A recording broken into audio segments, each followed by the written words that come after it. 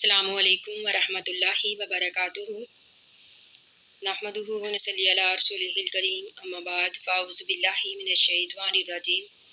بسم اللہ الرحمن الرحیم رب اشرح لی صدری ویسر لی امری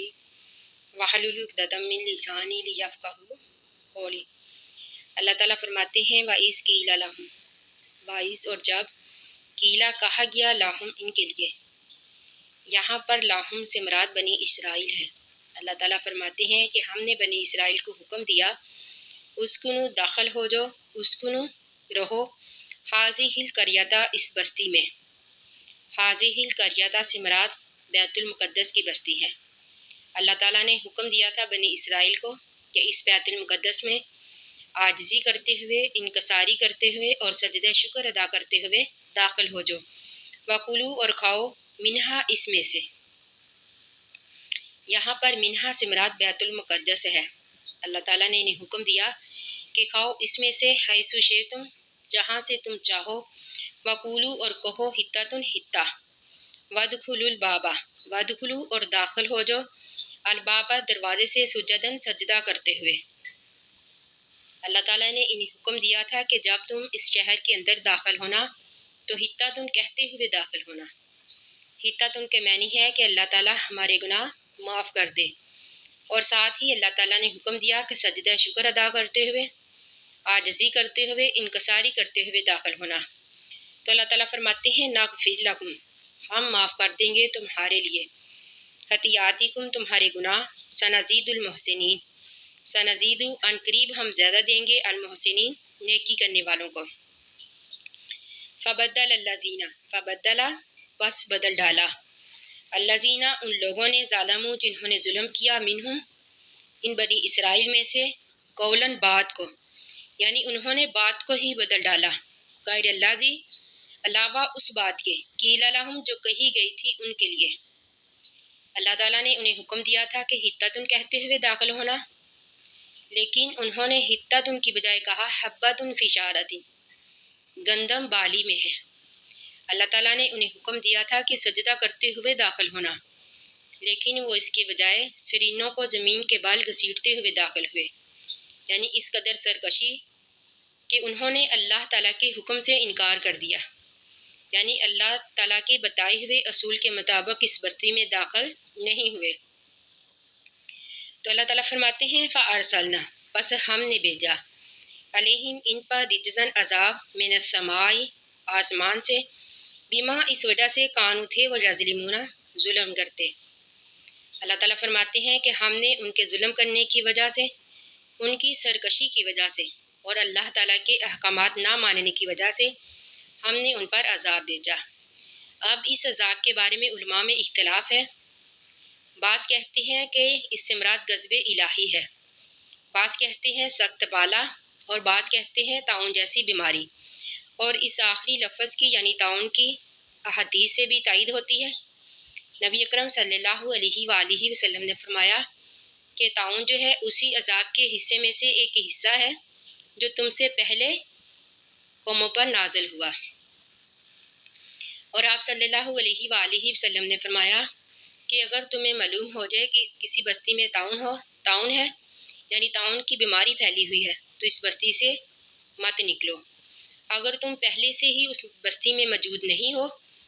تو پھر تمہیں کسی بستی کے بارے میں علم ہو جائے کہ یہاں پر طاعون کی بیماری ہے تو اس بستی کی طرف مت جاؤ۔ واسألہم اور سوال کیجئے ان سے۔ اللہ تعالیٰ فرماتے ہیں کہ نبی صلی اللہ علیہ وآلہ وسلم سوال کیجئے ان سے۔ یہاں پر ہم سے مراد یہود مدینہ ہے کہ آپ سوال کیجئے یہود مدینہ سے، عن القریۃ بستی کے بارے میں۔ عن القریۃ سے مراد بستی ایلا، یعنی ایلا نام کی بستی تھی،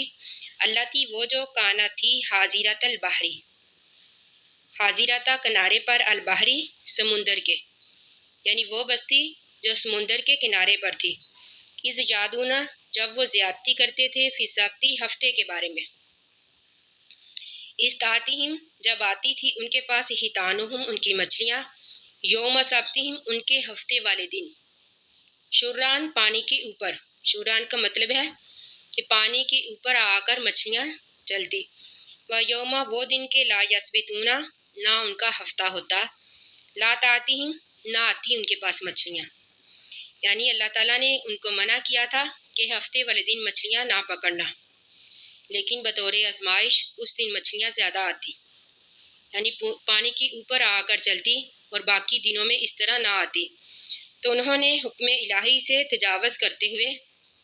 ہفتے والے دن گڑھے کھود لیے، یعنی ہفتے والے دن گڑھے کھود لیتے، پھر اس میں مچھلیاں آ جاتی تو اتوار والے دن ان کو پکڑ لیتے۔ تو اللہ تعالیٰ فرماتے ہیں کذالک اسی طرح نبلوہم ہم آزماتے تھے ان کو، بما اس وجہ سے کانو تھے وہ یفسقون نافرمانی کرتے۔ وَإِذْ قَالَتْ اور جب کہا، امتن ایک جماعت نے، منہم ان میں سے، لما تعظون کیوں تم نصیحت کرتے ہو قومن ان لوگوں کو، اللہ تعالیٰ مہلکوہم ہلاک کرنے والا ہے ان کو، او یا پھر معذبہم عذاب دینے والا ہے ان کو، عذاباً شدیداً سخت عذاب۔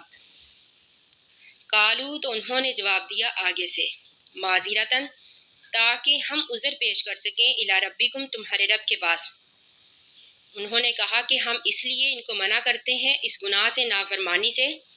تاکہ ہم اللہ کی طرف عذر پیش کر سکیں، وَلَعَلَّهُمْ تاکہ وہ یتقون پرہیزگاری کریں۔ جمہور مفسرین کہتے ہیں کہ اس بستی کے لوگ 3 گروہوں میں تقسیم ہو گئے تھے۔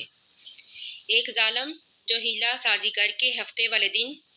مچھلیوں کا شکار کر لیتا، یعنی گڑھے کھود لیتے، پھر اتوار والے دن ان کو پکڑ لیتے، اور ایک وہ گروہ تھا جو ان کو ایسا کرنے سے منع کرتا تھا، یعنی دوسرا گروہ جو تھا ان کو ایسا کرنے سے منع کرتا تھا، اور تیسرا گروہ جو تھا اگرچہ وہ خود نیک تھا لیکن ان کو منع نہیں کرتا تھا۔ تو بعض مفسرین کے نزدیک یہاں پر اس سے مراد وَإِذْ قَالَتْ أُمَّةٌ مِّنْهُمْ سے مراد یہی تیسرا گروہ ہے، یعنی جب دوسرا گروہ ان کو منع کرتا تو تیسرے گروہ والے کہتے کیوں تم ان لوگوں کو منع کر رہے ہو تو جن کو پہلے ہی اللہ تعالیٰ ہلاک کرنے والا ہے، یعنی یہ ایسے لوگ ہیں کہ یہ سمجھیں گے نہیں۔ تو بعض کہتے ہیں کہ اس سے مراد پہلا ہی گروہ ہے، یعنی جو ظالم تھا، جو اللہ کی نافرمانی کرتا تھا۔ جب دوسرا گروہ ان کو منع کرتا تو وہ آگے سے کہتے کیوں تم ہم کو نصیحت کر رہے ہو، ہم پر تو ویسے ہی واجب ہو چکا ہے کہ اللہ تعالیٰ ہمیں ہلاک کر دے گا۔ تو پھر قالوا معذرتاً الی ربکم، یعنی وہ آگے سے کہتے تاکہ ہم اللہ کے ہاں عذر پیش کر سکے کہ اللہ تعالیٰ ہم نے ان کو منع کیا تھا، کیونکہ اگر کوئی اللہ تعالیٰ کی نافرمانیاں کرتے ہوئے کسی کو دیکھے تو منع نہ کرے تو یہ بھی ایک بہت بڑا جرم ہے، اس لیے وہ کہتے کہ ہم اس لیے منع کرتے ہیں تاکہ ہم قیامت والے دن اللہ تعالیٰ کے سامنے یہ عذر پیش کر سکے کہ اللہ تعالیٰ ہم نے انہیں منع کیا تھا۔ وَلَعَلَّهُمْ يَتَّقُونَ اور وہ کہتے شاید کہ یہ اللہ سے ڈر جائے، یعنی ہم ان کو نصیحت کریں تو شاید یہ نصیحت حاصل کر لے، اپنے گناہوں سے، اپنی نافرمانیوں سے باز آ جائے۔ فلما پس جب نسو وہ بھول گئے، یعنی جب انہوں نے وہ باتیں بلا دی، ما ذکروا بھی، ما وہ باتیں ذکروا بھی کہ نصیحت کی گئی تھی ان کو، بھی اس کے بارے میں، انجینا تو ہم نے نجات دی الذین ان لوگوں کو، ینہونا جو منع کرتے تھے، عن السوء برائی سے، واخذنا اور ہم نے پکڑا الذین ان لوگوں کو، ظالموا جنہوں نے ظلم کیا، بعذاب عذاب کے ساتھ، بائسن برے عذاب کے ساتھ، بما اس وجہ سے کانو تھے وہ یفسقون فسق کرتے۔ تو یہاں پر علماء کے درمیان اختلاف ہے کہ اللہ تعالیٰ نے انہی لوگوں کو ہلاک کیا جو گناہ کرتے تھے، جو ظالم تھے، اور باقی 2 گروہوں کو نجات دے دی، یا پھر بعض کہتے ہیں کہ اللہ تعالیٰ نے 2 گروہوں کو ختم کر دیا اور جو برائی سے روکتا تھا صرف اسی کو نجات دی۔ تو امام ابن کثیر کے نزدیک اللہ تعالیٰ نے ایک ہی گروہ کو ہلاک کیا جو کہ ظالم تھا، جو کہ اللہ کی نافرمانیاں کرتا تھا، اور باقی دونوں گروہوں کو اللہ تعالیٰ نے نجات دے دی، باقی واللہ عالم، اللہ بہتر جانتا ہے۔ تو اللہ تعالیٰ فرماتے ہیں فلما پس جب عصوا انہوں نے نافرمانی کی، فلما پس جب عتوا انہوں نے سرکشی کی، اما ان کاموں سے، نوح عنہ جس سے ان کو روکا گیا تھا، یعنی جب انہوں نے وہی کام کیے جن سے ان کو روکا گیا تھا، فلما اتو پس جب انہوں نے سرکشی کی یعنی حد سے بڑھے، اما ان کاموں سے نہو عنہ جن سے ان کو روکا گیا تھا، قلنا ہم نے کہا لاہم ان کے لیے کونو ہو جو قردۃ بندر خاسئین ذلیل، یعنی پھر اللہ تعالیٰ نے بھی ان پر اپنا عذاب نازل کر دیا، پھر اللہ تعالیٰ نے بھی ان کو تباہ کر دیا، کیونکہ وہ ہر معاملے میں حد سے گزر جاتے، جن کاموں سے اللہ تعالیٰ ان کو منع کرتے وہی کام کرتے، تو اللہ تعالیٰ فرماتے ہیں کہ ہم نے بھی ان کو تباہ و برباد کر دیا ان کی سرکشی کی وجہ سے، ان کے گناہوں کی وجہ سے، اور اپنے گناہوں پر ڈٹے رہنے کی وجہ سے۔ اللہ تعالیٰ سے دعا ہے کہ ہم نے جو بھی پڑھا